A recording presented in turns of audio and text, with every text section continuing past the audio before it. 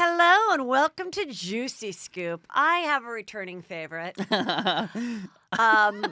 two-time author. Yeah, oh my God, join the club. I joined your club. Oh, thank you. Yeah. You might recognize the voice already. It's Ross Mathews. Yeah, hi everybody. You might know him from, oh my God, so many things you've done. Well, yeah. Well, the biggest thing right now is that you're an Emmy winner. Are you not an Emmy winner? Well, I'm on the show, the Emmy winning show, but I'm not a producer on it. Okay. So, yeah. But you got to go to some parties. Yeah, we won the Emmy twice now. So I got to go up on stage For as they RuPaul's Drag Race. Yes. And so that's fun because I used to cover the Emmys for so many years. Yeah. I know. And I used to use the porta potty outside. Yeah. And now first thing I do when I walk in the door is I use the restroom in there and just sort of say, look where I am. You, Rosa Parks, you. I've made it. I'm not the person sweating, having to be completely dressed by 8:30 a.m. No, it's great. You get there like at 3:30 now. Life is so much easier. No, it really is really cool. So Drag Race is amazing, and you've been on Drag Race. I know, but it's been a while. You'll have to get me back on. Anytime. So much fun. You say anytime. I have no power, but if it were up to me, you'd be there every day. I like you. Isn't it funny when you're on, but when you are on a talk show and they always say, anytime you want to come back, and you're like, really? Because I will tell you, yes, I have, with this new book coming out. Yes, I have that's friends why who think here. You have a new book yes, coming out. And they always say, oh, when the book comes out, you got to come on the show. And then when your PR calls the booker, they're like, crickets. So you just sort of, okay, Speaking good to know. of crickets, I actually have a really bad cricket problem at my house. Right now? Well, we had a guy come out, Terminix, and but I'm still hearing them. Well, that can really bug you. Crickets are very weird. Get it, anyone? Yes. So here's the deal. So it got so bad that you called an exterminator. Were you at night hearing them? No, it was like all day, and sometimes we work at my house, and I'm like, this is crickets. And inside or outside? Like, it must be in the walls because we're Yeah. sitting having in the kitchen. We've never seen it. And I can't believe you waited this long And to when tell me about your people say cricket problem. But when people say I'm crickets, they're like, that's supposed to mean you're not hearing anything. Crickets are fucking so loud and consistent. When people say crickets, they mean all you hear are the crickets. Like, you know what I'm saying? Oh, that's what it means. That's what it means. It's so quiet, and all you hear is the crickets. Oh. Yeah. God, you learn something every day. I'm going to learn a lot from this book. This is your second Will you learn how to segue? Name drop, which is very exciting. You can obviously order it now so that you get it. And let me tell spiel. I want to tell the people how this works. So when you write a book, it's really, really fun, and it's really a lot of work. And you want to get as many people to buy it in the first week as you can, right? Because that's how you get on lists, bestseller lists. So I'm just totally upfront about this. If you're even considering buying the book, buy it now. You can pre-order it, helloross.com. It comes out February 4th. So if you get it on hardcover or Kindle or an audio, it'll be on your front porch or in your inbox the second it comes out on February 4th if you pre-order it at helloross.com. So that's just a sell. It's a very cute cover, which we are, as you guys know, we post these interviews on youtube.com/Heather McDonald. You can see the cover, and it's all your latest, your juicy stories from the last, 15 years of your career? So my first book was Man Up, and it was about the story of me growing up in a farm town as a young gay cartoon. And then this book. Are you gay? Mm-hmm. Oh, and then this book. are you out? Is that okay? I'm not yet. I mean, I've never declared it, but I'm just waiting for the right magazine cover to offer it to me. This book is about what happened when I have grown up and, made it, a career in Hollywood and matured into an older gay cartoon. This is what happens 18 years in. I've met some amazing celebrities. I have some of these stories. And so this book, it's the really good celebrity stories I usually only tell my friends at happy hour. Yes. And so now I'm telling everybody. So because it's happy hour and because I do cook every day, with every chapter, I do have cocktails and recipes, which are recipes. Which I love because I have the book and I was going through it. I haven't read the whole thing, but I read a few chapters. Yeah. And that is really fun. It's really fun. So we have for Celine Dion, my artichoke heart will go on. For Faye Dunaway, I have edamame Dearest. So it really is all about happy hour and being just fun and really great stories. I'm so proud of this book because it is so juicy and I do go there, but it's never cruel. I say no celebrity was harmed in the making of this book, but we're going to go there. We're just going to keep it classy, like a hooker who just does oral. Yes. Right? Oh, I love that. Thank you. That's beautiful. Mm-hmm. Wait, tell me the Faye Dunaway story because well, I just have to say, I remember where I was when I saw Mommy Dearest. Where were you? At the movie theater with my mother. Okay, your mother, who I loved, right, she brought you to see Mommy Dearest? Yes, absolutely, because she was, and I look back now and I realize it's like she grew up seeing this movie star, and then this was the tell-all. So it's just like if all of a sudden we found out when, that J-Lo or whatever was a horrible bitch and they were making a movie about Huge. it, we would run and go see it. And my mom had like no filter, which is hence why I love Juicy Scoop.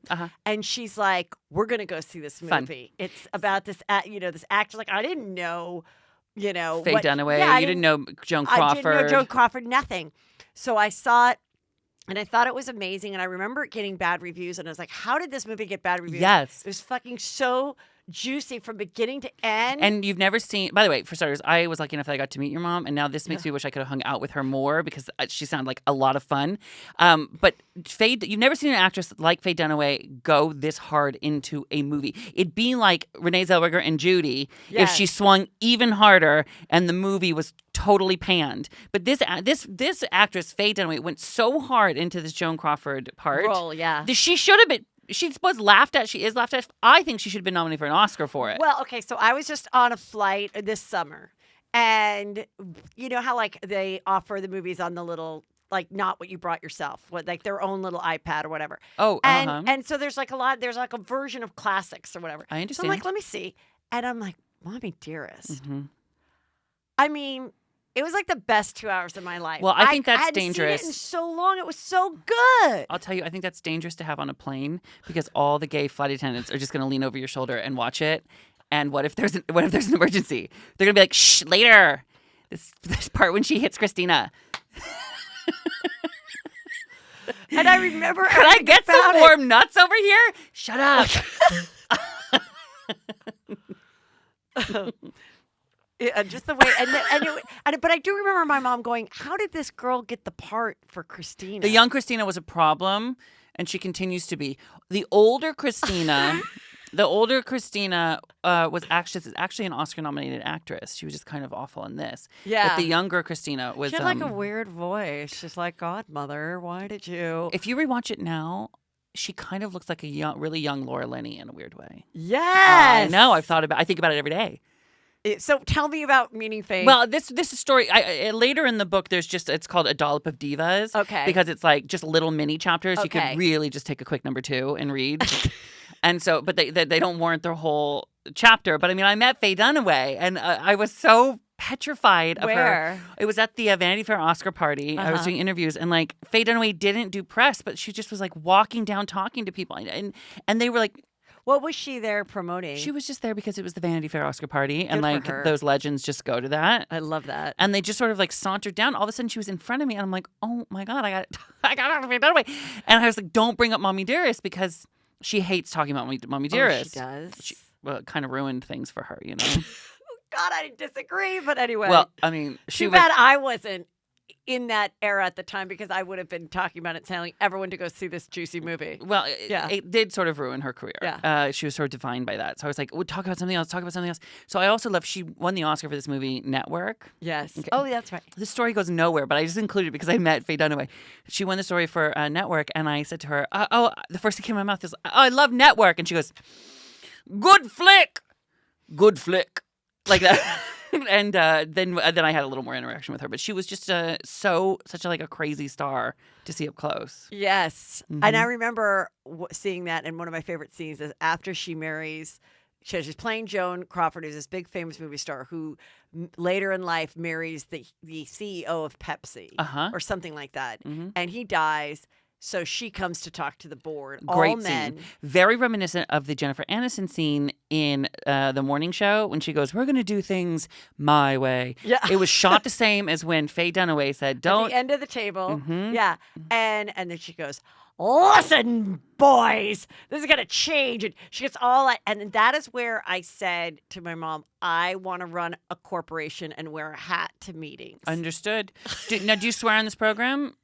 Do you swear? Oh, yes. That's when she said the famous "Don't fuck with me, fella" line. That's the line. That was the line. I couldn't remember what it was. I knew I had to do something with boys, but you're right. Don't fuck with me, fellas. Yeah, fame is a sword. Cuts both ways. That's what she says. Oh my God. Anyway, but there are countless stories in this book, from Lady Gaga to Barbara Walters. I want to talk about Barbara Walters. We'll talk I about read her. a little bit of the Barbara Walters. Now, I remember you telling me there's part 1 and part 2 to the Barbara Walters. Yes. And I remember you telling me the part 2 story, which is how when there was a big shakeup happening, or prior to the shakeup, no, there wasn't a shakeup. They were looking for another co-host, and you were flying back and forth, and you were being courted. I didn't really know I was. I just assumed they just thought I was funny. The View is, women, Right? So it never occurred to me that I was being courted for it, and I literally was going back and forth all the time until the makeup girl said, "I hope they hire you," and I was like, "Hello, I'm not. I am a man, By the way, half your listening audience just went, "What?" But I am a man, and she goes, "No, I heard them talking about it. They want to hire you." I'm like, "Are you crazy?" And then they came to my room that day. Yes. And they said, the producer said, and this was when Rosie had gone, and it was Jenny McCarthy, Sherry Shepherd, and Whoopi. Mm-hmm. I talk about it in this book, name drop, and they said, they shut the door and they said, "Okay, look, so we've all talked and we want you. And so go back to LA. Don't sign anything else. We're gonna don't accept another offer for another talk show that might be asking you that week to go on. Don't sign anything that would make you unavailable for us, right? Immediately, is what they meant by that. And we're gonna have a big meeting with ABC after this, and get ready and move to New York. You ready for your life to change? So I'm on the plane, and Heather, I mean, can you imagine? I'm like, I write in the book that I'm like Liza Minnelli, like, start spreading the news. Are you thinking about what part of town? Where am I gonna live? Yeah, where you I call Salvador, who I was with at the time. Yes. I said, Salvador, I got to get a dog walker. We got 2 Chihuahuas, not going to walk themselves in New York. Lots to think about. Right. And so I'm on the plane, and I'm like exhausted. So I have a glass of champagne, of course, and then I just sit they put there. You in first class, so you are in first class, right? Yeah, I pay for it, and yes, I was. Yes. And I'm really stretching out. I get using every square inch of that first class seat, and I'm rich now. Yeah. I'm a co-host of The View. So what do you do when you're rich? You pay for Wi-Fi. Oh, nice. Yeah, and then that's when I got on TMZ. And refreshed somewhere over the Midwest. And it said, headline, "Firing Massacre at The View." Sherry Shepherd, Jenny McCarthy, Bill Getty, the executive producer, all had a big meeting with ABC today, and they were all fired. So the meeting that they were going to walk in with smiley faces. And say, hey, we've decided on the new direction of the show. They walked in, were greeted by the network saying, goodbye. You're all fired. We don't even want to hear your ideas. You're all fired. And so... So when you heard they were all fired, did you know that you had no chance? I had no chance. I knew everyone who was in my corner, everyone who had been auditioning me for the past month, everyone who I had proven myself to as a broadcaster was now completely fired and gone. And how was the rest of the 2-hour flight? Yeah, it was it was a tough thing. I was sitting like alone, and I write in the book what I did next, but really what I did next was I just kind of got drunk on the plane by myself, looking out the window, taking a little time to enjoy the view.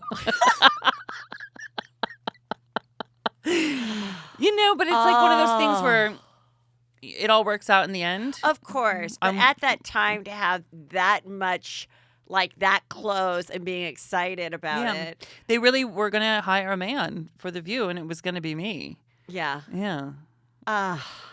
And so and the other thing that was interesting is the first part of this chapter is the first time that they have you come on to be a co-host for the day because they loved because someone had seen you on Celebrity Fit Club. Yeah. Mm-hmm. And so they thought it was fun. They bring you on and you're so excited. Tell us about that. Well, so I was so excited, and I wrote a paper on Barbara Walters, and I still love Barbara Walters. A paper in college.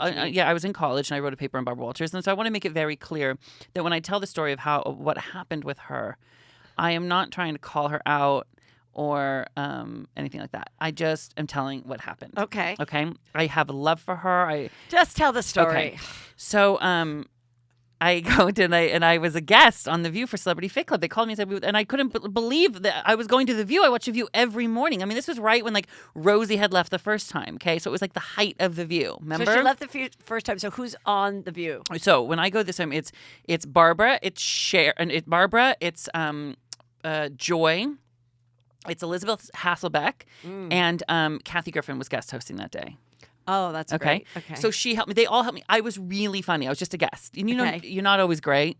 Oh, so you weren't the co-host. You were the guest. Just a guest. Okay. So you're not always great. This time I was great. Okay? I was really happy. So much so that when I left being a guest that day, I heard in the hallway they have the show piping through. When they came back from commercial, Barbara Walters said, "Oh, Ross is so funny. We're still laughing. We should have him come co-host one day." And I'm like, "Oh my God." This is way back in like 2007 or something. Yeah. So they asked me, "Will you come back and co-host in a month?" And I go home thinking, "Oh my gosh, I can't believe this is amazing." And so the whole month long, I'd watch The View and I'd study how they held their cups or what they did. And because how do you host The View? I don't know. So I'm getting ready, and every time I see Barbara, I'm like, I cannot believe Barbara Walters loves me so much that she's bringing me back to co-host The View. For a month, I was like, ruminating in this. Yes. And so when I go back to co-host The View for the first time, again, setting the scene, 2007, 2008. The stuff we talked about earlier happened back way later, like 2014 to 2015. So The Tonight Show comes with me to shoot backstage. Because at this time, you are a regular correspondent for The Tonight Show with Jay Leno. Yeah. Okay. So The Tonight Show comes with me to shoot backstage, all excited. Me, my first time co-hosting The View, fun. And we are getting all this stuff. And then they say, all right, it's time to go in the meetings for with the hosts and the makeup room. And at The View, that's what they do. They meet in the makeup room. The hosts sit in a chair and look in the mirror, and the producers all sit behind them, and they go through the topics. So I get in there. Barbara's not there yet, but I'm like, I can't wait to see her, give her a hug, And are you getting a little bit of powder? Just a skosh. Okay, yeah. Yeah, I'm a natural beauty. You know this.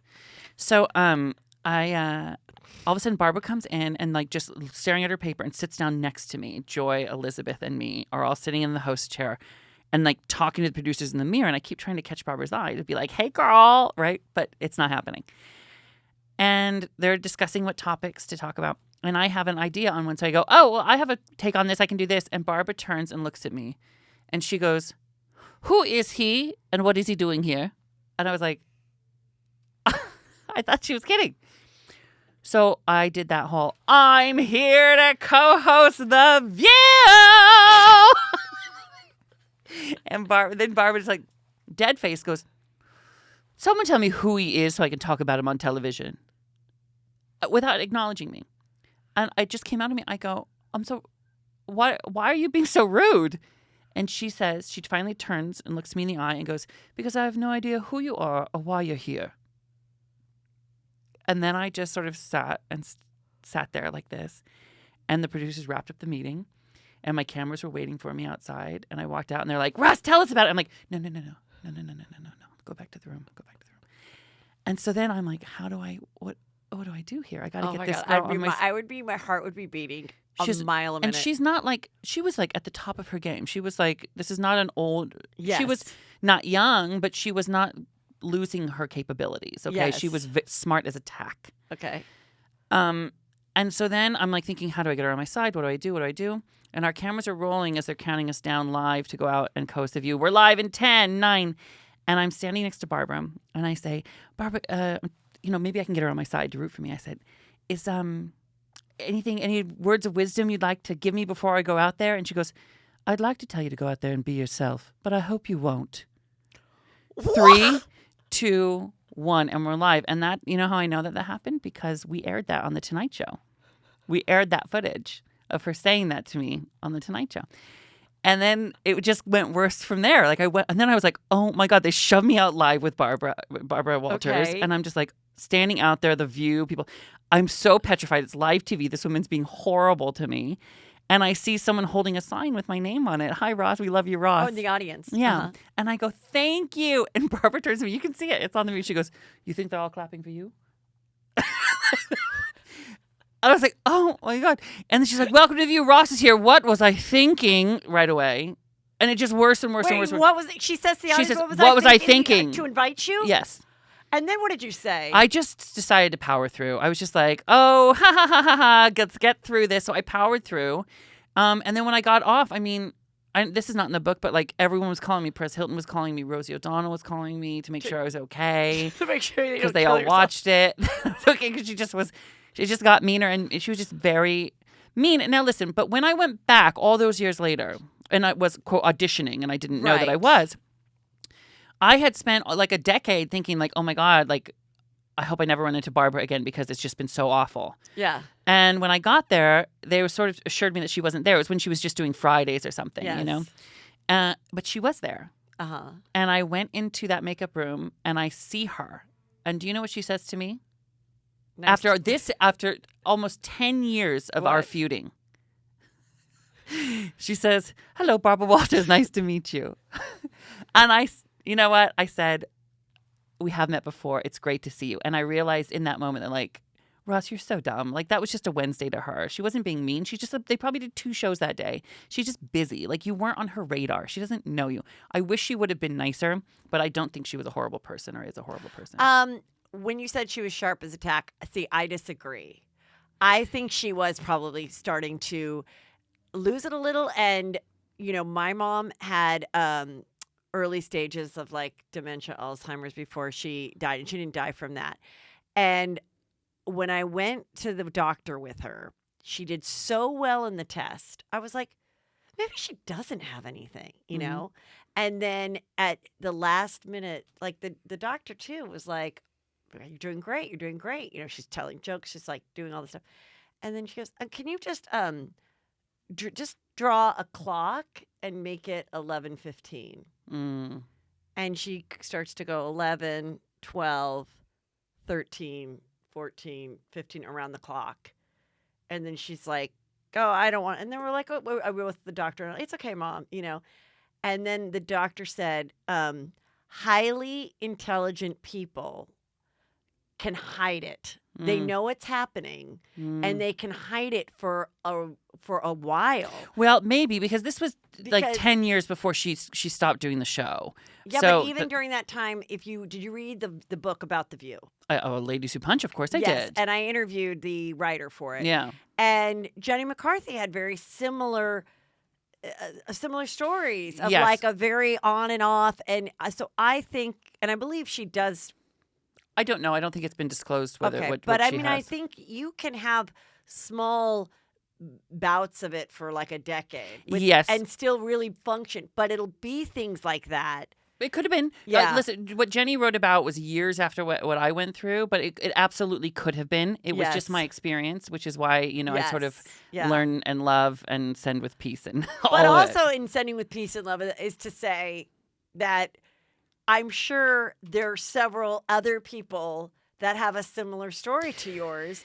So it's not personal. You know, there's something about that show that had a lot of, and continues, I think, to have a lot of tumult. How would you say it? Tumultuous It has there's a lot of stuff going on behind the scenes in that show. There always has been. I don't know why. It's interesting, you know, since day one, the show's been on 21, 22 years now, and it's always been that way. Do you still watch it?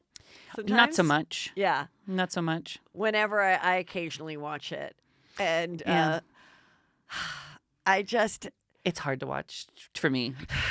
The Meghan McCain, it's just every day I'm being attacked. Do you know that my father was a war hero? Yeah, we know.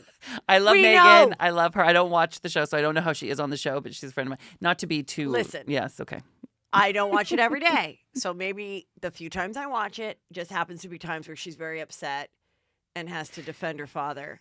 Yeah. But it does seem like it's quite often.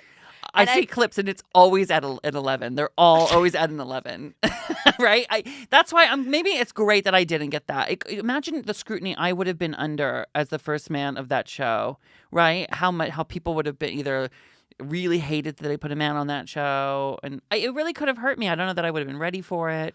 I think you would have blown up and been probably way too big to do Juicy Scoop today. So I think it would have been huge. Heather, I already am too big to be doing Juicy Scoop. I think if they would have chosen you back, I agree, in 2014, I actually think you would have been better received than now. You think? I think if they throw a guy on now, I think women will be pissed. Yeah, no, I don't. I think women will be more pissed today.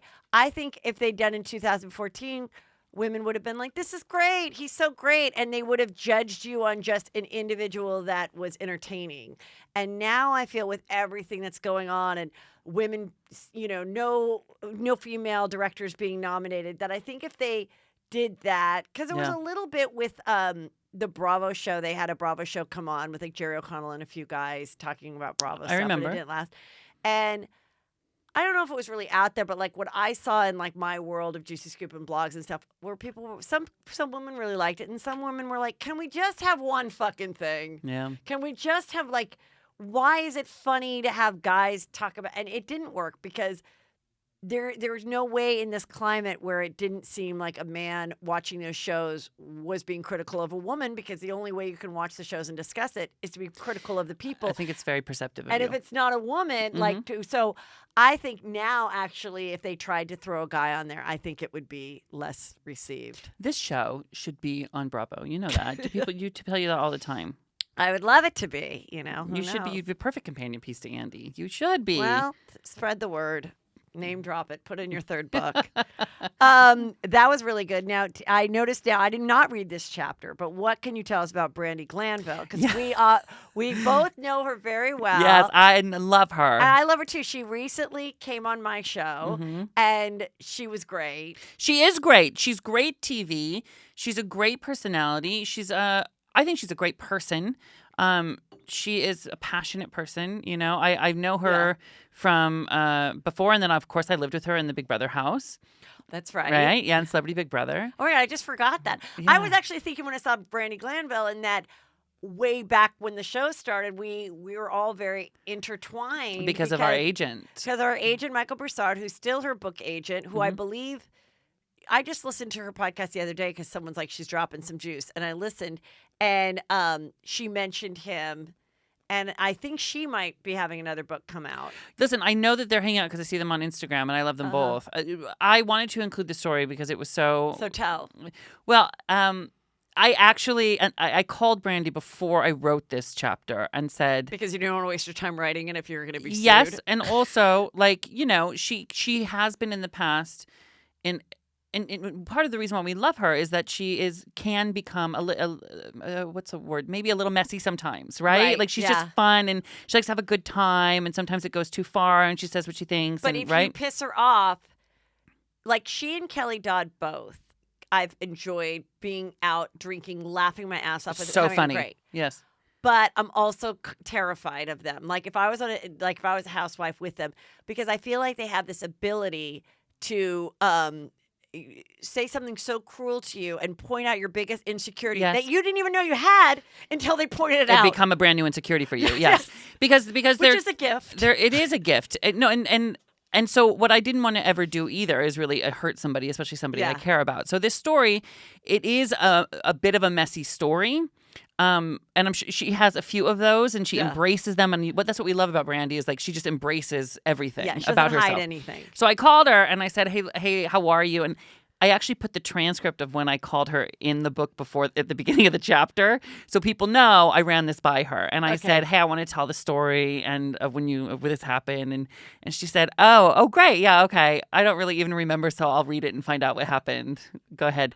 So I just tell the story of when I was with Salvador, my partner of 10 years, and Salvador and I are great friends, and he and his boyfriend come over for dinner all the time. We did it. We did the gay dream, the breakup where you remain friends. That's amazing. Yeah, my nephew's visiting now. How did it come about? Because it didn't seem so great in the beginning. It wasn't so great in the beginning. It ended fine, and then when one of us began to move on, that didn't go great. Yes. And there was that got messy. I'll own my messiness too. Yeah. That got messy, and then we just healed quickly. We said we were family forever, and we meant it. And so families fight, and families love, and so we. How did you split up the dogs? Well, because he's in an apartment, I have the dogs. But like this weekend, he's coming with and staying at the house and watching the dogs, and we're good. I swear, I don't know how we did it, and it's never easy, but we just put the work in. Okay. So Salvador's a wonderful wardrobe stylist. He styled you in the past, and so Brandi, when she met him, and I love her for this, right away when he was starting his styling gig, she said, "I'll hire you." And so she hired him to style like a book cover and then the opening credit of Housewives one season. Yeah, that's great. It's a great leg up for a brand new Yes. stylist. Yeah. And she's just so loving like that too, you know, and she Right. always took care of him like that. And so she was going to come over to our house, and Sal pulled all these dresses and stuff, and it was like a Sunday morning, and I was like, oh, cute. She'll be there like at 10 or something, or 11. I'll get bagels. I'll get a spread, and I should get a glass of like Pinot Grigio or a bottle of Pinot Grigio, but like let's get 3 because we'll keep them in the fridge for later. Blah blah blah blah blah. So she comes over, and of course she didn't want any of the bagel. Right? I was like, "Oh, duh, Ross, you're so stupid. They don't eat bagels. I eat bagels. They don't eat bagels." And so she wanted the wine, and so she's doing the wine while they're dressing, and she's so much fun, and then next thing you know, the bottle's empty, and she's like, "Do you have any more?" So I said, "Okay, great." So we get more, and then that one's gone, and she's what she's doing is like she's like just in the kitchen opening the third one, and then Now, what time is it now? Hours have gone by. So now it's like 2? Yeah, about Okay. 2, 3. Okay. And and then she's like kind of fucked up, right? And we're like, okay. I mean, we all had a couple glasses, but like she really went there. And then she's like, "Give me my purse." She takes the purse and she like takes me and takes it. She takes a what? Takes like a bottle out and takes Oh. it. Takes something. She Xanax, I think. a something bottle, allegedly. I don't know what it was. Bottle. Okay. Whatever it was, I don't know. But it Okay. made her really tired. Okay. And so like at about 4, Uh, she took all her clothes off and got into our bed in the middle of it. your marital bed? In our master bedroom, and she fell asleep. And For how long? well, so about 10 or 11, I looked at Sal. I kept trying to like bang pots, and he'd go look, and she'd be like, "Oh, she turned over." And then and Jeff Lewis had just redone like the garage in our house to make it a little guest room. Oh, 'Cause yeah. it was just a 2-bedroom house. At the time, it was a little teeny Right, little yeah. house. So we had the master bedroom, we had an office, and then we had this like converted garage that had a pull-out couch. And so Sal and I scoop up the dogs, and we just went and pulled the couch out and slept out there. And we looked at each other and we said, okay, if in the morning, if she's like, "Oh my God, I'm so embarrassed. I'm Yeah. so sorry," she's totally normal. If in the morning she's like, "Hi guys, good morning. That was fun." Bye. Then she's like, nuts. And Okay.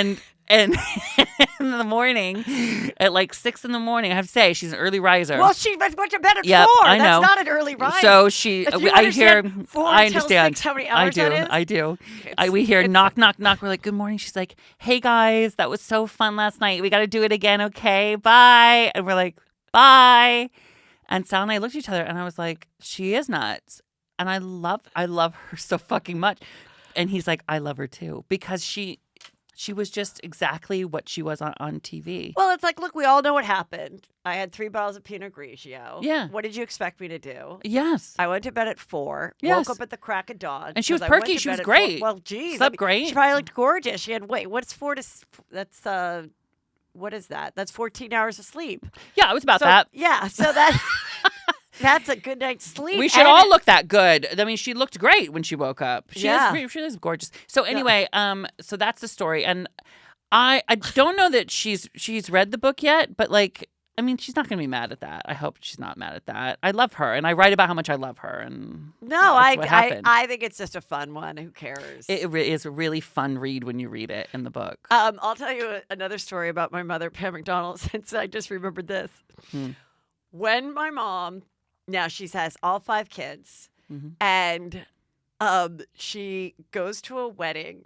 She either told me or someone told me, and then I brought it up to her. They said this, did your mom ever tell you what happened at my wedding or something? Okay. So she went to a wedding that I think was like around the corner, like at someone's house. So she was probably like in her mid to late 40s or so, and maybe mid 40s. And it was, maybe like their 23-year-old daughter's wedding or something. Oh, I know who it was. It was the Taylor wedding. Okay, they had like 8 kids. So she went to one of the weddings. Okay. And it was a sunny day. and she probably got her hair done. She probably been starving herself for a few days to fit in some dress because she wasn't going to buy a new dress. So whatever dress was in her closet, she had to like drop the pounds to get in. Been there. We've all been there. And it was always like those weird 70s diets, like only grapefruit and black coffee and a hard-boiled egg. Like, that's it. Yeah. Okay. Yeah, but that works too. Anyway, I guess she had some champagne and like early in the day or evening or whatever, she got so wasted that she puked at the wedding. Oh my God. Maybe she was younger than this. This might have been before she got into real estate. Maybe she was like in her early 30s or mid. No, she probably was in her late 30s. Okay, because I think I was little, but she wasn't a realtor yet. And she says she doesn't remember anything else. And then literally like a day and a half later, my dad was like, how you doing? You know, he like took her home. No shit. And she slept for like 24 hours. And you had these 5 kids. And I just remember the story going, oh my God, I'm so proud of my dad for not being a dick. Yes. For not being like, you're an alcoholic, you have 5 kids. He was just like, oh, Pam, who never really gets drunk like that, just was a little too excited for the wedding. Yes. Had a little too much champagne, didn't eat anything, wanted to rip it on her one day free of the 5 kids. Yes. And puked at the wedding. Again, to echo myself, I would like to hang out with your mom. She's my type. And I will say that the parents of that bride did still list with her. Good. Many years later. Good. So it was forgiven. Good. I think everyone has one of those days in their life. Somebody could write a chapter like this about me in a book. Maybe not this exact chapter, but something my God. like this. Especially wine. Wine can make you really sleepy. There's nothing like the worse than a wine hangover too. You know, the next morning. Ugh, that hot throb. Oof. Tell me about, of course, you have the Kardashians in here. Mm-hmm. And of like, you know, meeting Kris. And of course, we've had our fun with Kris. And yes, I love Kris. Who doesn't love Kris? Yeah, she's great. And but I write about Caitlyn in here as well. Right. And so let's tell the story of Caitlyn at the Olympics. Did you flip through this chapter? I flipped through it and I was like, you know what? I'm just going to let him tell it because I knew it would be good. Well, this is, so it's tricky with Caitlyn because I didn't know which pronouns to use. So when you're writing it. When I was writing it. So I work with GLAAD. I host the GLAAD Awards a lot. So I checked with them. So they said to be most respectful, use the she pronoun. Even though it was in the past. Even though it was in the past. And yes. Okay. Right. So at the Olympics in 2012, I went to go cover them in London. And the other correspondent was Caitlyn, who at the time was presenting as male as Bruce. Okay. So it was crazy to be there with her because she's like a legend, and she was, you remember, like kind of a little curmudgeon-y a little bit, right? Just kind of like, yeah. like just kind of like grumpy. I'm sorry to say it, but she was a grumpy old man. She did. And you know what? She would watch Fox News all the time. Yeah. And that's why I think for people that had never heard the rumors or stories that this could possibly be happening, it was really, really mind-blowing because she was such a typical masculine man in his 60s, And we didn't have like a ton in common. What? Right? And I showed up and she was like, hey, Ross, there's Ross, just living life however Ross wants to live it. And I was like, oh, that's so interesting now. There's Ross just living life however Ross wants to live it. Which is so interesting because... And it felt like an accusation. I remember thinking like, is that an accusation? That's what you felt at the time. It was phrased so oddly and so weird that I go, what? And now you look back and you're like, she was so jealous. Well, not jealous in a mean way, but just envious that you were living your life the way you wanted. With no apologies and could be completely myself, right? Right. And of because course she wasn't being herself. Exactly. Yeah. And so it made sense in retrospect, but at the time it felt so odd. Which is why I think sometimes when certain,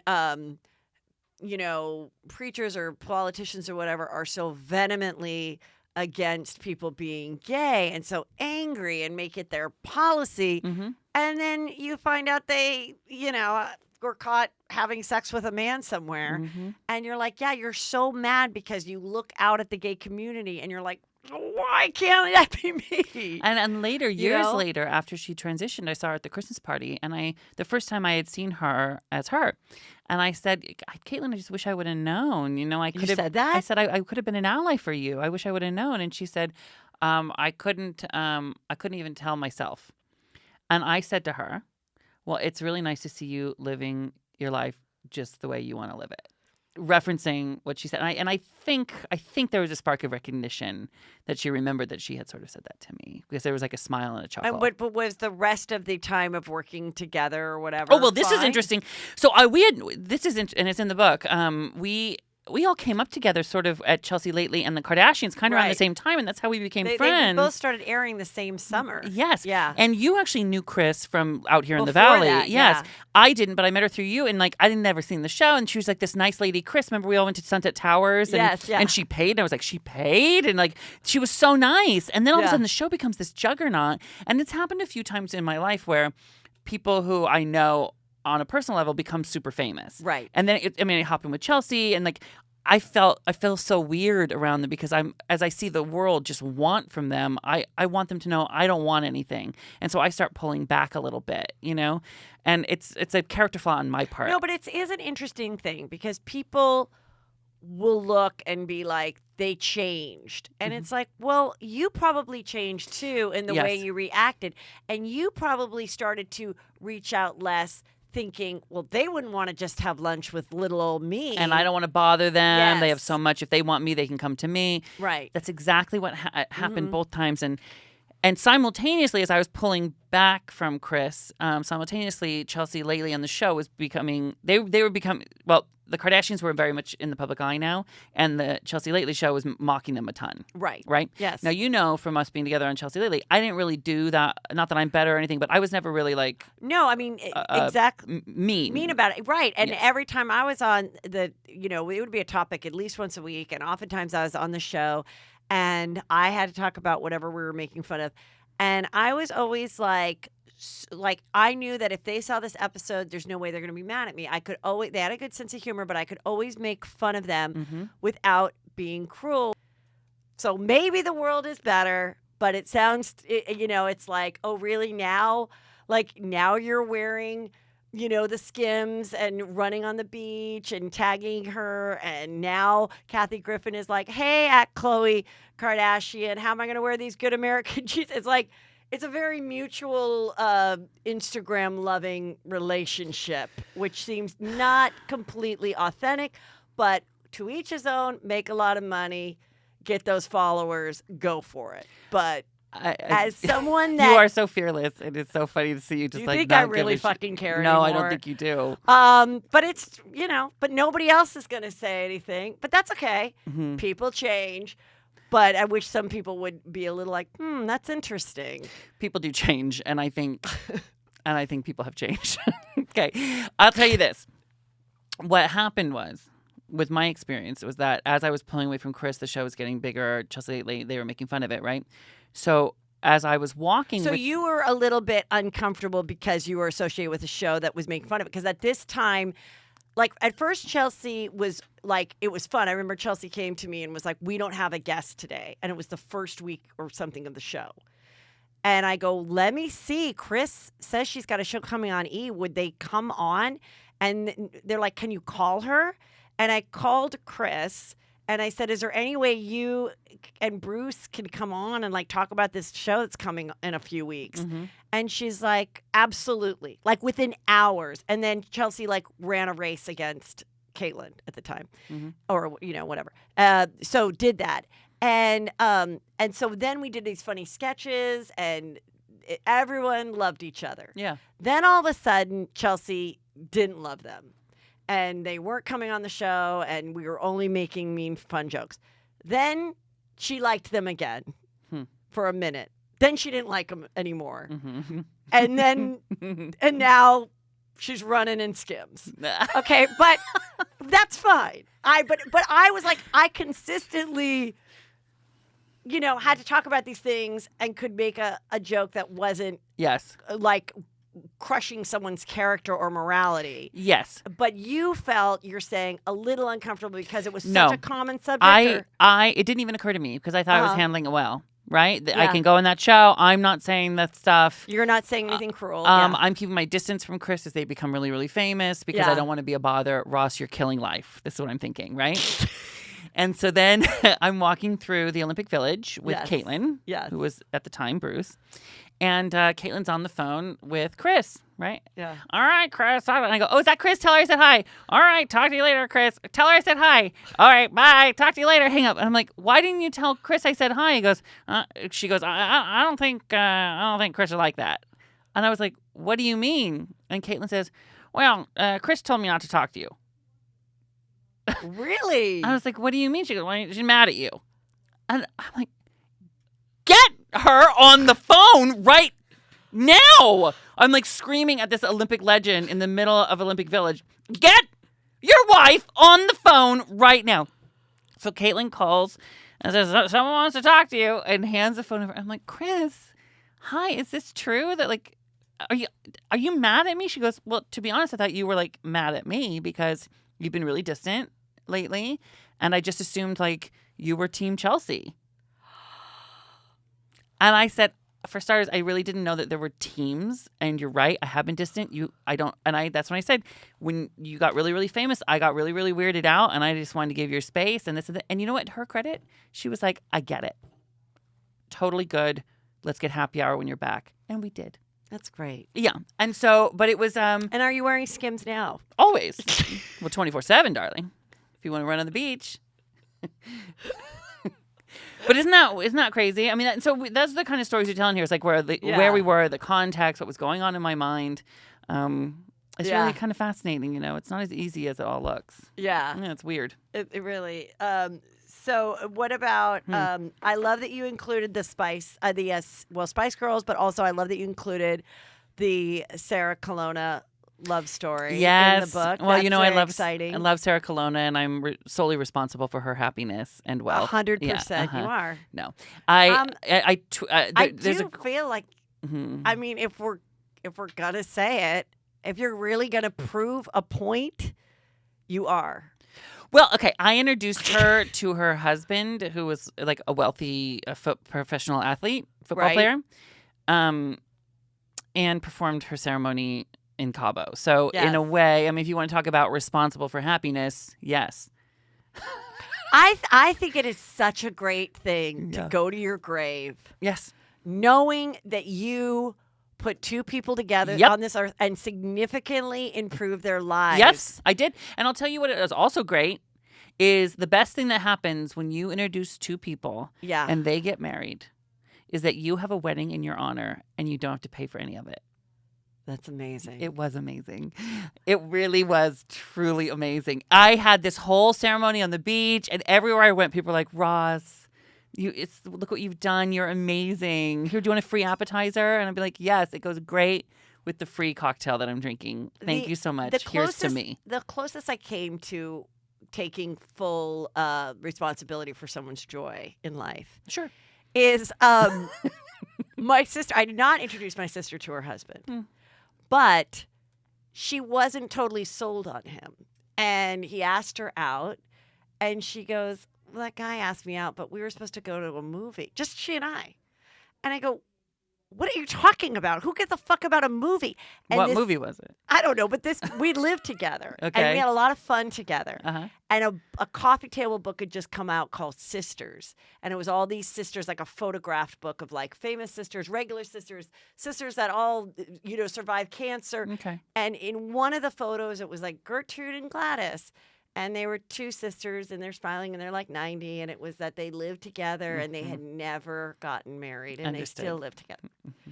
And it was this thing that I call the anti-secret, where you see something, I don't want that to be me. Like I see someone my age or a little older, and they have a orthopedic boot on. Yes. And I say, I don't want a boot. Yeah. I don't want a boot. I don't want a boot. I don't want to do something. I don't want to wear too high heels, get drunk, fall, and then wear a boot. I just don't want a boot. Mm-hmm. So I was like, I don't want to be Gladys and Gertrude. I don't want to be Heather and Shannon. So I feel I can't. I said, I don't fucking care about seeing a movie with you Saturday night. Yeah. Get this lawyer over here. He's a lawyer. He's a lawyer. And I pushed her to continue. They are so fucking happy. This is one of the happiest couples I've ever met. Okay. And they're 21 years of marriage. And even she says, my greatest accomplishment in life is choosing Michael. And I'm like, I don't think you chose him.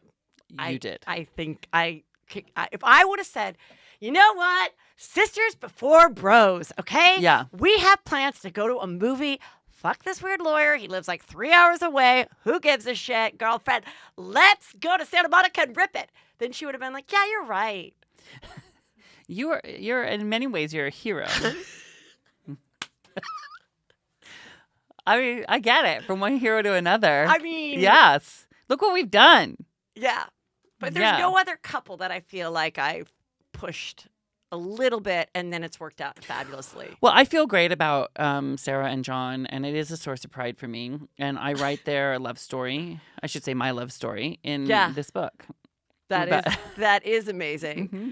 And what else can you share? Well, listen, it's endless chapters. It's so much fun, this book. I also do the audio recording of the book so people can... Do you imagine if someone... You know, because when I first did my book, they were like, I'd like to do the audio. And this was, like 10 years ago, my first book, You'll Never Blue Ball in This Town Again. And for some reason, back then, they were like, no, they want to hire a professional. That's so dumb. I'm on TV. I'm like, what? And so some professional reader from Connecticut or something. And I'm like, how hard did you have to fight against this? I just said, forget it. Then I don't want to do it. I said, I don't want to. Then I don't want to have it. No, can you imagine if it was out there now, someone else reading your book? Right. So then, after it made the list for a few weeks, and they had to print out more. A year later, they go, okay, we'll give you $3,000 to do the audio and an abridged version. We don't want you to read the whole 230, but we abridge it to 187. What? But we'll let you do it. And I go, okay, fine, I'll do it now. But I just think it's so weird, and especially now with podcasting being so big and stuff. Huge. Of course, you would gonna read your own book, but yes. Do you imagine if somebody half of 20-year-olds can't read anyway? Just listen to it. But do you imagine if somebody was reading your book like, there was Barbara? Can you imagine? Just like a straight dude.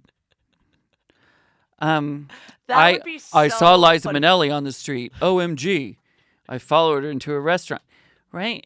Can you imagine? So I do that. And then, I'm going on tour. You are? I'm going on tour 30 cities, U.S. and Canada. And how are you doing all of this? So what's the plan? I know. It's a whole thing. Do you have a bus? Well, we're actually talking about, because it's routing in certain areas. Okay. So I think there may be areas where we will use a bus. Uh-huh. I'm excited about that because I want to be like Loretta Lynn and Coal Miner's Daughter, Sissy Spacek in the back when she, remember that part? She looks at the Coal Miner's Daughter. I was born to be a coal miner's daughter. Quit it, ground. You sound like a big old buyer. So she's in her own bus. Sometimes she looks out and people are like honking at her. So I would love that. But I am doing, starting February 4th, kicks off in New York, Gramercy Theater, and then I'm going all over the U.S. and then also Toronto and Vancouver. And so Canada. What are you doing? You're doing like a little... stand-up. Okay. So these are theaters. So I'm doing stand-up, and then I play a game show. I read a little bit of the book, and then I'm out in the audience, and it's just a really fun. It's an hour and a half.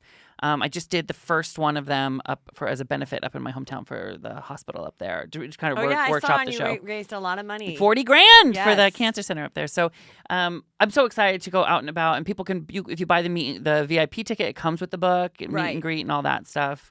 God, I feel like I'm a QVC and just selling myself now. But you have to. I'm so proud of this book and so excited to go out on the road. That's great. 18 years I've been working in this business, and so now I just want to go out and thank everybody. And so who will be traveling? Do you have a road manager? Yeah, my best friend CJ has worked with show business for everywhere. Yeah. Mm-hmm. So he's going to go out and manage everything, and we'll have tour T-shirts. I feel like a Taylor Swift right now. But if it's only the two of you, do you really need a bus?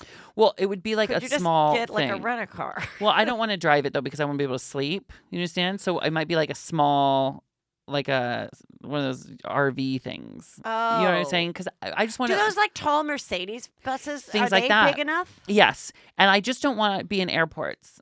as much as possible. Right, because that would take up a lot of the day, a lot of the time. Yeah, nightmare. And then if God forbid one is late, Exactly. But if you just like left and you had someone else driving you all night, Mm-hmm. and then you check in the hotel at like noon, then you still can take a 3-hour nap and get cute. And I'm going to document the whole behind the scenes of the tour and stuff on my social media. Hello Ross too. We'll be doing the whole time. So it's a really exciting time. I can't believe I'm doing 30 cities, Heather. I just thought. How did you guys choose the cities? Well, so the agencies did that, and they route everything. And I said, get as many as you can, because I did 12 cities for the first book, Man Up. And I thought if they can get 13, I'm thrilled. And when they came back with 30, I just thought, I'm never going to be this age again. Who knows if I'll ever have a book again? Just do it. Just say yes. You might have a boot on your foot next year. How dare you? And no offense to anyone that's currently in a boot. I'm just saying I want to avoid it happening to me. These boots weren't made for judging. Stupid. Well, I'm super excited and so happy for you. Thank you so much. Everybody follow him. See if he's coming to your city. And if he is, get a ticket. Yeah, HelloRoss.com. Come. All the cities are mentioned there. And please, please, please get your tickets now. And do buy the book now if you're going to do it. It's one of those things where it's like, don't wait. I'm always, as a consumer, I'm like, oh, yeah, I'll get it. I'll find it. But it matters that you get it now if you're going to get it, because it really helps towards all that, how they measure success. Makes sense? And did you, I know you wanted to do a second book, because I know you said you were working on this started up working on it quite a few years ago, right? Well, I've always thought, I've been struggling with what I would do for a second book. They had talked to me about doing a second one, and I thought, well, I kind of wrote the story and I don't know what to do. And then really this idea, it hit me. I was in the shower one morning, and it just was like a lightning bolt. I pictured Name Drop. I pictured the tour. I got out, I wrote down 13 chapters, and now this book has 13 chapters, and it would just hit me. But then actually the writing process takes a long time. Yeah. Yeah. But I'm so happy that this is what came out of it. Yeah. Mm-hmm. That's great. Isn't that fun, Heather? It really is. Thank really you. happy for you. Thank you. Come see me on tour. Sure. Yeah. When do you have what are you doing in LA? I decided not to do LA. LA's terrible. I agree. Nobody gives a shit about you. Nobody gives a shit. And that's why when people go, when are you going to do an LA show? I'm like, sorry. When I go on the road, people are so much happier in other cities than here. No, you know who shows up when you do in LA? Your agent shows up. Not mine. Yeah, right. Well, a couple friends show up, and you just spend the whole time apologizing that they had to come to the thing because it's right. It's just terrible. So they said, "Do you want to do LA?" And then I'm you like, get a text, no. Hey babe, I'm running late. Can you just tell me where to park? You're like, about to go on stage. I'm like literally doing No Myoho Renge-kyo backstage, like Tina Turner. Remember? And what's up got to do with it? Like you're meditating backstage before you go on, and like I just want my name. Just my name. I work Who too hard? Okay. I just watched that last night. My nephew is in town. He's 19 and straight, and I go, "You have to watch this." And I'm quoting every line, It's so good. And he goes, "Who's Tina Turner?" I've been dating a lot too. I have to tell you. I talk about this in the tour. You don't have a boyfriend? I'm dating a ton. I'm dating a lot. I'm doing really well. Tell me about it. Part of the thing, and I talk about this in tour, is dating. I'm 40 now, and who's interested in 40-year-old guys is like guys in their 20s. Oh, nice. Right? But at first, I'm like, there's no way I can do that. But then, you see them and you're like, yeah, you could do that. But there's a big generational divide, Heather, and I talk about this. I don't want to go into it because I talk a lot about dating on this tour. Right. But about the reading or what? about how like the cultural references, they don't get things that I say and they don't know who people are. So I think I'm only dating older now is my thing. Speaking of being really dating ourselves, so Harry Met Sally was on over the weekend. Great movie, underrated movie at the time. And my boys were sitting down for a moment, and they were watching some of it with me, and I'm like, oh my god, I'm so impressed that I've got these two boys watching this, and I'm trying to explain it, and there was it was the part where Harry and Sally have slept together, but now they're being weird. Yes, I remember before New Year's. And they go and they do charades, and she's dating a great guy, and he's dating this girl, and the joke is, he says to his friend, he's like, yeah, she's great. But when I said, where were you when Kennedy got shot? She said, Ted Kennedy got shot. Yeah, hilarious line. And then I had to turn to the boys and go, he's referencing John F. Kennedy Jr., which of course they know that story from history. I go, he had a younger brother. Well, not Junior. She was talking about right, not Junior, JFK. sorry, Yeah, the real JFK. Sorry, I said when JFK, they knew about our president being shot. I go, he had a younger brother that was, was in the news at the time as a senator, and so like it was. They were just like, what? Shut up. Who cares? Who cares? By the way, that movie is just such a cautionary tale for not doing anything drastic to our faces. I just want to say that out loud. When I watch that movie, are you referencing no one specific? But you watch that movie and you realize how cute people were, and if they just had aged gracefully, how what a different world it could be, right? So absolutely, yeah. Everyone, the key is maintenance, not structural change. And you don't need biceps in your cheekbones. I don't know. I'm not. Yeah, you don't. I don't. I know. So I'm just going to start. I think I'm going to do kohl sculpting on my chins. Because I'm not going to change the structure of my face. I'm just going to do maintenance. Kohl sculpting works. Does it work? Yes. My friend just had it and he looked great. And I go, what did you do? And he said, kohl sculpting on his double chin. Now, I have been blessed with multiple chins, right? Okay. So I need that done. I think you would do Kybella for that. Well, I went to go to Kybella and they said it bruised a lot. So I don't know. You're going to be bruising. So you're going to have my to be after goal the is tour. to look great with minimal effort okay, or but pain. kohl sculpting on your body. Okay, I just went to Nurse Natalie in Beverly Hills at iGlow Med Spot, okay? And I went to her and I did kohl sculpting and I talked about it like 2 years ago. But it did work. Does it really, really hurt? It really, really hurt. But they've changed it. And she has a new machine. It's still kohl sculpting. Do they do Schools are faces? changing. I don't know. But I just did it yesterday and I couldn't believe how quickly it went and how little it hurt. Really? And no, when I did it a couple years ago, I did it on like my stomach, which I have a little pooch. I am thin, but I had a pooch, and I did it. And then one day I got out of the shower, and there was a mirror I can see when I get out of the shower, and I'm like, oh, that stomach's gone, and it's never come back. Okay, so cool. Give me the number. Give me her. Nurse Natalie, iGlow Med Spa, Okay. Beverly Hills. She's gonna get a big dose of my face. It works. Okay, I'm getting it done before the tour. You think? I don't. There's not time. You go February 4th. How long does it take to heal? I think if you do anything to your face like that, it could be bruising and stuff. I think you got to wait till after. I'm not waiting till after. I'm sorry. Sorry, my first round, Philly, Boston, Toronto, New York. Sorry, guys, you're going to see bruising in the front row. Sorry, not sorry. Oh my God, it's so amazing. So happy for you. Thank you. And Heather, thank you for being always such a good friend and letting me come here and promote. And I'm so proud of you for what you built with this. First of all, I didn't let you come here. I actually reached out to you and said, I see you have a book coming out. Wouldn't you like to come and promote it? But here's the deal. You have a platform and you chose to share it with me. Thank you. No, honestly, I mean it. And I remember when you first started talking about doing a podcast, and now to see you have just taken over the world of podcasting. You could take some credit for that. I will.